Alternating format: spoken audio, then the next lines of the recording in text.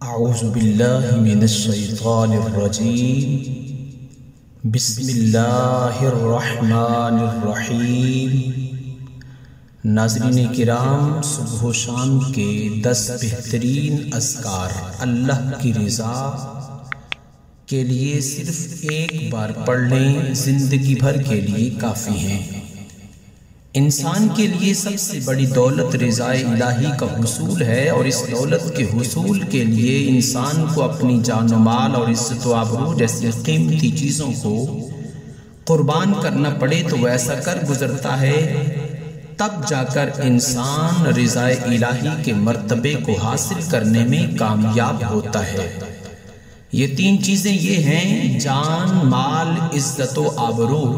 جان کی قربانی کے لیے رب کائنات نے ارشاد فرمایا، وَمِنَ النَّاسِ مَن يَشْرِي نَفْسَهُ ابْتِغَاءَ مَرْضَاتِ اللَّهِ، اور لوگوں میں کوئی ایسا شخص بھی ہوتا ہے جو اللہ کی رضا حاصل کرنے کے لیے اپنی جان بھی بیچ ڈالتا ہے۔ پھر مال کی قربانی کے بارے میں ارشاد باری تعالی ہے، وَمَثَلُ الَّذِينَ يُنْفِقُونَ أَمْوَالَهُمُ ابْتِغَاءَ مَرْضَاتِ اللَّهِ، اور جو لوگ اپنے مال اللہ کی رضا حاصل کرنے کے لیے خرچ کر دیتے ہیں، وَلَا يَخَافُونَ، اور کسی ملامت کرنے والی کی ملامت سے خوف زدہ نہیں ہوں گے۔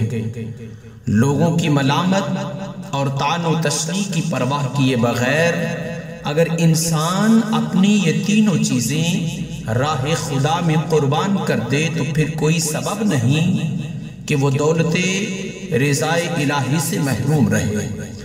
اور سب سے زیادہ ضروری یہ ہے کہ کثرت سے استغفار کریں، اس کی برکت سے اللہ پاک آپ کی مغفرت بھی فرما دے گا اور زندگی کی مشکلات میں آسانی بھی میسر آئے گی۔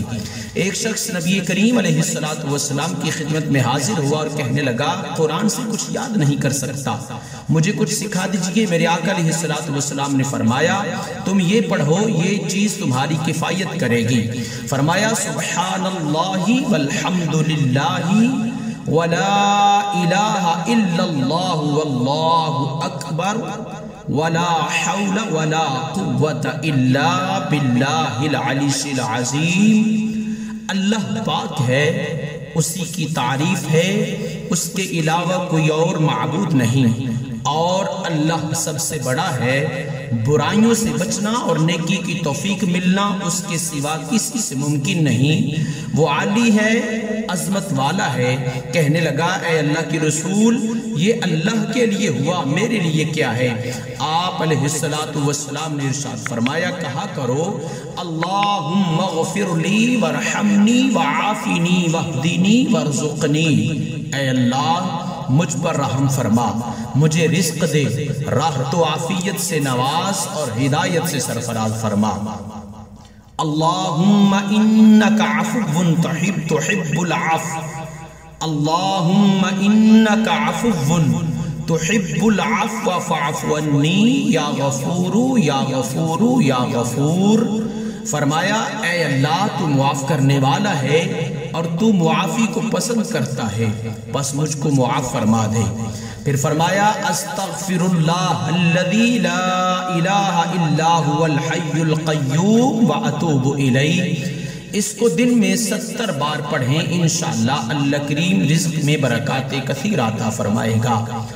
اللہم اجرنا من النار یا مجیرو یا مجیرو یا مجیر برحمتک یا ارحم الراحمین۔ حیران کن نتائج کے لیے ایک دن میں 10 مرتبہ اس کو پڑھیں، انشاءاللہ اس کی برکات سے اللہ کریم آپ کو غیبی خزانوں سے رزق عطا فرمائے گا۔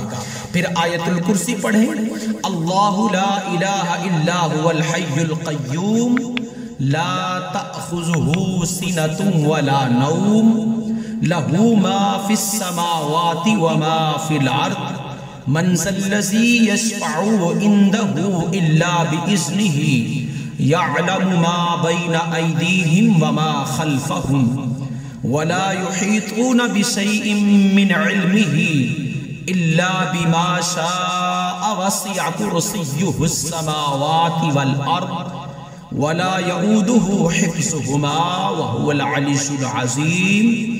بسم الله الرحمن الرحيم. الحمد لله رب العالمين الرحمن الرحيم مالك يوم الدين إياك نعبد وإياك نستعين اهدنا الصراط المستقيم صراط الذين أنعمت عليهم غير المغضوب عليهم ولا الضالين. بسم الله الرحمن الرحيم. إذا جاء نصر الله والفتح ورأيت الناس يدخلون في دين الله أفواجا فسبح بحمد ربك واستغفره إنه كان توابا. بسم الله الرحمن الرحيم. إنا أنزلناه في ليلة القدر وما أدراك ما ليلة القدر.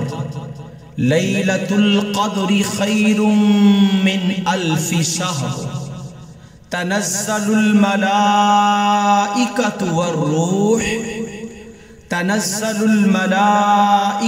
والروح فيها بإذن ربهم من كل أمر سلام هي حتى مطلع الفجر.